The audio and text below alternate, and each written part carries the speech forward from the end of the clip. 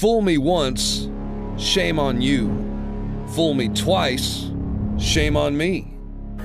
Vote for Jeb, or you're just fucking stupid. Fool me, we can't get fooled again.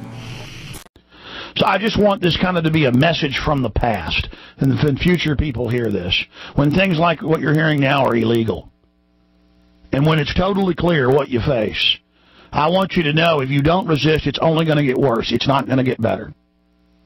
And you will realize that you're the leaders, and you will realize that it's up to you to take action with God's help when you're really against the wall. So this is my message to you in the future. A lot of people came before me, and I'm here, and I came before you.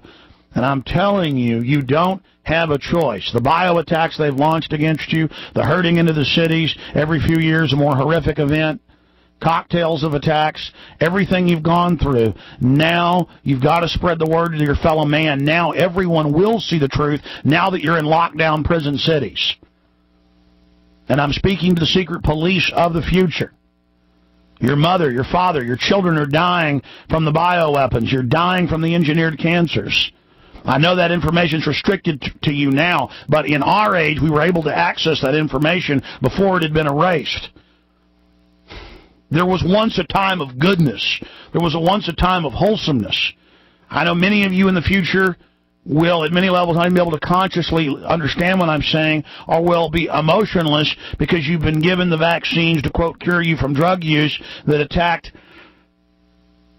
the areas of your brain associated with endorphin absorption. And so many of you have been lobotomized, but you can pray to God, and God can heal anything. I'm sorry that we didn't fight hard enough for you, and I'm sorry that we didn't do everything we could, but I want you to know I tried. And I prayed every day that God would make me stronger and make me not be such a weak, pathetic blob. But we were decadent. Our forefathers gave us such a great country and so much liberty that we became drunk on it.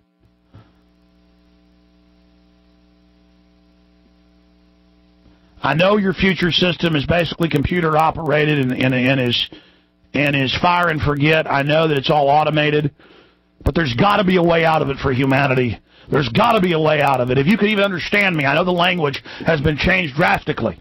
And I know access to what the language previously was has become restricted. But please, research. It was once better. It was once freer. If you're listening to me 20, 30 years in the future, and there's only a few 100 million of us left, just please fight against the New World Order. You'll find your enemies. You'll find the people that constructed this. You'll find them in their compact wilderness retreats. That's where you'll find your enemies. That's where you'll find the people that did this. In the future, they're going to become so arrogant, they're basically going to even forget about the people in their extermination centers. And there's got to be some way for people within the system who've got enough power, who are outside the automated grids, to be able to somehow resist this. Again, I know it's hard for you in the future to even understand me. By the way, folks, this isn't a joke or a game, people here in the present hearing this. This is what's going to happen, you buffoons.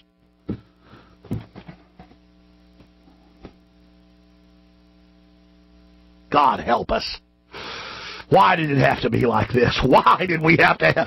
What kind of planet is this where psychopathic murdering killers run everything and have just lovingly, with care, craftily waited and built this grid and incrementally turned the heat up on us?